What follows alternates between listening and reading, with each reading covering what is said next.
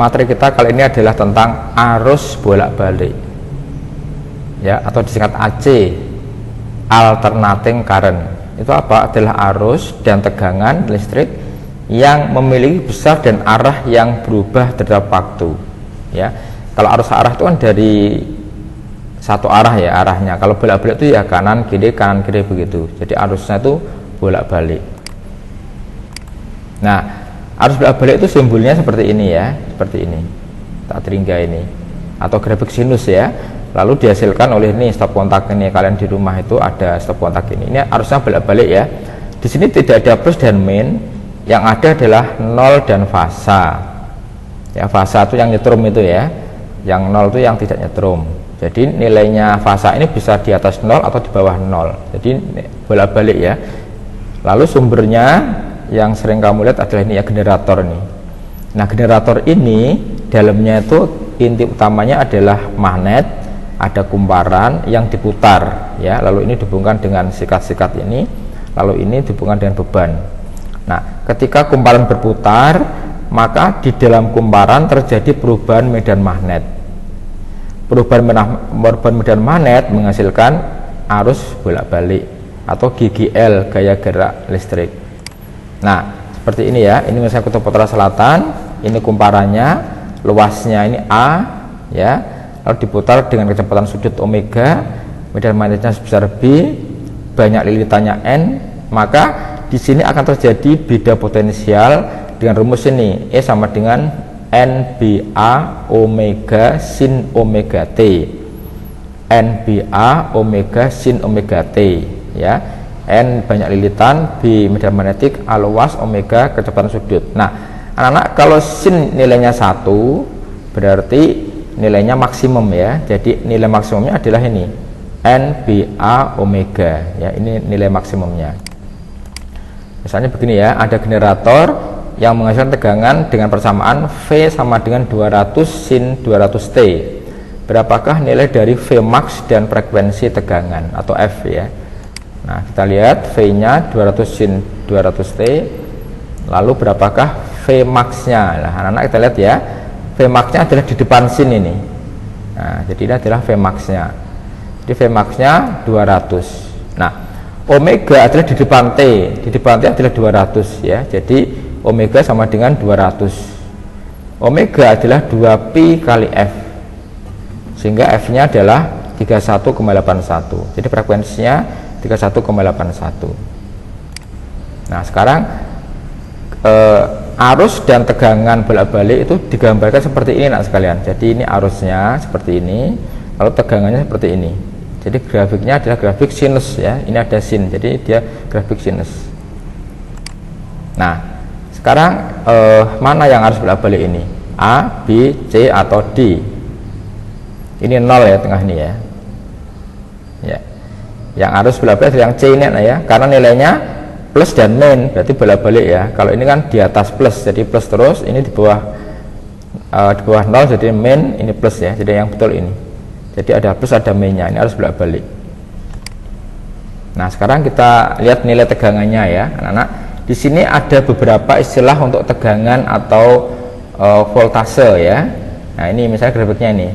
Nah, anak-anak, titik puncak ini sampai di sini ini dinamakan Vmax, artinya tegangan maksimum. Lalu kalau dari puncak atas ke puncak bawah atau ini 2 Vmax atau namanya VPP, tegangan puncak ke puncak, VPP. Lalu ada tegangan rata-rata, ya. Tegangan rata-rata itu adalah di sini nih, kira-kira di sini, ya. Itu adalah 0,367 dari Vmax. Ini tegangan rata-rata. Lalu ada tegangan efektif, ya. Tegangan efektif adalah tegangan yang dianggap setara dengan arus searah yang menghasilkan energi yang sama. Maka yang sering dipakai yang efektif ini, ya, kira-kira di sini. Jadi antara V rata-rata dan V maksimum. Nah, V efektif adalah V maksimum ini dibagi akar 2, ya, atau 0,707 V maksimum, ya. Jadi ada nilai maksimum, puncak ke puncak, rata-rata, dan nilai efektif. Nah, Arus juga sama ya, ada arus maksimum, arus puncak ke puncak, ada I rata-rata dan I efektif, sama saja ya rumusnya. Kalau rata-rata 0,367 kali I max, kalau efektif 0,7 kali I max. Nah sekarang periode anak sekalian, kalau ini ada grafik seperti ini, sinus ini ya, maka panjang satu gelombang dinamakan satu periode ya, T periode, dan frekuensi adalah 1/f. Nah misalnya begini ya anak-anak ya, ini ada contoh, ini ada alat namanya osiloskop ya. Osiloskop ini bisa melukiskan dari grafik dan grafik tegangan arus bolak-balik seperti ini ya. Nah ini misalnya tadi arus bolak-balik dimasukkan ke sini ya, lalu dicek berapa tegangannya. Misalnya pada layar tergambar seperti ini misalnya contohnya ini ya. Nah ini, lalu ini ada tombol-tombol untuk mengatur berapakah nilai kotak ini ya, berapa panjangnya untuk sumbu X maupun sumbu Y ya.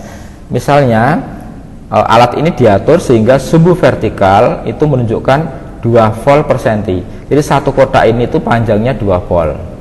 Yang mendatar itu adalah 5 milisekon. Jadi yang mendatar itu untuk waktu T, yang tegak adalah untuk V ya. Jadi 5 milisekon per semeter. Berapakah periode dan frekuensinya? Berapakah V max, V efektif dan V rata-rata? Nah anak-anak kita lihat, periode adalah waktu untuk sekali panjang gelombang ini ya. Kita lihat dari sini ke sini berapa kotak ini, 1, 2, 3, 4 kotak. Satu kotaknya 5 milisekon. Jadi satu periode adalah 4 kali 5 milisekon ya. 4 kali 5 milisekon sama dengan 20 milisekon atau 0,02. Ini adalah frekuensinya ya. Nah sekarang periodenya. Berapa frekuensinya? Tinggal membalik aja ya, frekuensi sama dengan 1 periode. Jadi 50 Hz. Nah sekarang berapakah V max? Nah V atau tegangan itu yang dilihat adalah sumbu Y ya. Kita lihat pada sumbu vertikal diatur 2 volt per senti. Jadi satu kotak ini mewakili 2 volt sekalian. Karena ini 2 kotak berarti ini V max nya adalah 4 volt ya. Jadi V max nya 2 kali 2 jadi 4 volt. Lalu tegangan efektifnya rumusnya tadi sudah 0,7 kali V max, jadi 2,828.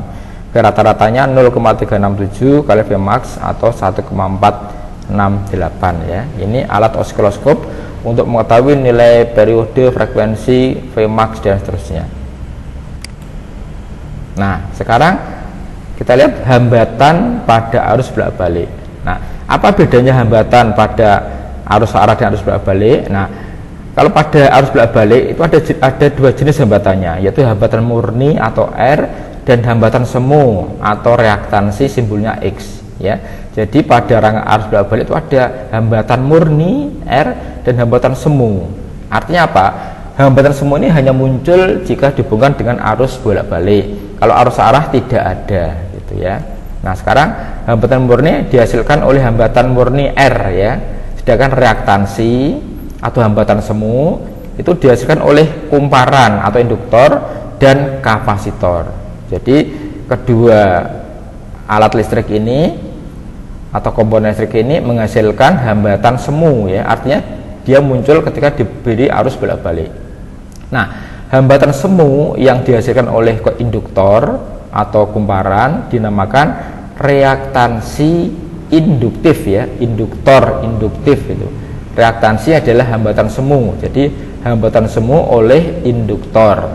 Rumusnya itu ini XL ya. X reaktansi, L induktor. XL sama dengan omega kali L ya. Omega adalah kecepatan sudut, L adalah induktansi berapa. Lalu hambatan semu oleh kapasitor itu dinamakan reaktansi kapasitif atau XC. Nah, XC sama dengan 1/omega C ya. Ini reaktansi kapasitif, ini adalah kecepatan sudut, C adalah kapasitas kapasitor ya, satuannya farad. Ini hambatan semu oleh induktor, hambatan semu oleh kapasitor. Nah induktor itu adalah kumparan seperti ini. Ini namanya induktor ya tohnya ya. Ini induktor ini ya. Jadi kumparan dari kawat ini. Kalau kapasitor seperti ini, macam-macam jenisnya ya. Ada yang seperti ini, ada yang juga berisi elektrolit, namanya kapasitor elektrolit. Ada juga yang diputar ya, sehingga nilainya bisa diubah. Ini namanya kapasitor variabel ya itu. Nah sekarang kita rangkai pada arus bolak-balik. Nah anak-anak perhatikan di sini beda dengan arus searah ya. Pada arus bolak-balik, kalau ada kumparan yang dihubungkan dengan arus bolak-balik, di sini cirinya adalah ini ya, I dan V sefase, artinya tegangan dan arusnya itu sefase. Kalau digambar seperti ini, nah ini sama-sama ya, jadi sefase namanya. Nah kalau digambar di diagram fasor, ini ada namanya diagram fasor ya, yaitu diagram vektor. Jadi ini untuk mengetahui arah dari vektor itu. Ini sefase berarti sama, misalnya kalau VR-nya ke sana, I-nya ke sana, ini namanya sefase ya. Ini namanya diagram fasor, ini diagram sinus ya. Nah cirinya tadi ya, jadi I-nya sefase, lalu rumusnya I sama dengan I max sin omega T, V max sin omega T. Lalu VR-nya, ini beda potensial ujung hambatan adalah I kali R ya. Ini seperti ini. Nah sekarang apa terjadi jika induktor dipasang pada tegangan AC seperti ini? Ya terjadi yang pertama, arusnya ketinggalan ya, 90 derajat terhadap beda potensialnya atau tegangannya. Jadi arusnya mendahului, arusnya ketinggalan atau beda potensial mendahului. Kalau digambar begini ya, ini V-nya yang depan ya, anak yang kiri depan ya. Jadi ini yang mendahului, ini ketinggalan. Jadi arusnya ketinggalan 90 derajat terhadap V-nya tegangannya. Kalau digambar I-nya ini, V-nya sini. Ini artinya I-nya ketinggalan ya, kan ini sudutnya 0 nih. 0, 90, 190. Jadi ketika I-nya 0, ini sudah 90 ya. Jadi ini arusnya ketinggalan. Sehingga persamaannya adalah ini kuat arus sama dengan I max sin omega T ya. Ini persamaan umum. Tegangannya mendahului ya. Berarti ini omega T ditambah setengah pi atau ditambah 90 derajat ya, seperti ini. Nah lalu VL-nya adalah I kali hambatan semu oleh L, ini namanya XL. Jadi V sama dengan I kali XL. Ini VL. Nah sekarang bagaimana kalau kapasitor? Anak-anak, kalau kapasitor ini dihubungkan dengan arus searah, maka tidak ada arus. Dia sebagai switch ya, atau sebagai pemutus arus. Tapi kalau dihubungkan dengan arus bolak-balik, maka ada arus yang mengalir ya. Meskipun arusnya itu arus yang sangat tidak seperti arus searah ya. Nah cirinya apa? Yang pertama, I-nya mendahului. Jadi arusnya bergerak dulu, baru tegangannya ya. Jadi ini yang I yang merah ini mendahului, baru VC-nya ya. Jadi arusnya mendahului, baru tegangannya ya. Sehingga persamaannya adalah I sama dengan I max sin omega T. Nah V-nya akan ketinggalan ya, maka dikurangi ini omega T minus setengah pi atau omega T minus 90 ya. Ini sudutnya dalam derajat, ini dalam radian. Lalu VC adalah I kali XC. Nah, XC adalah hambatan semu oleh kapasitor. Ya, diagram pasaran seperti ini ya. Ini I, ini V-nya ketinggalan ya. Jadi V-nya mendahului karena ini 0, ini minus 90, jadi ketinggalan. Nah, anak-anak, untuk sementara kita menghafal aja ini ya, supaya tidak terbolak-balik. Ini ada LI SDS men, artinya apa? LI berarti ini E ya. LI artinya E mendahului I. Ini kalau rangkaiannya adalah L atau induktor.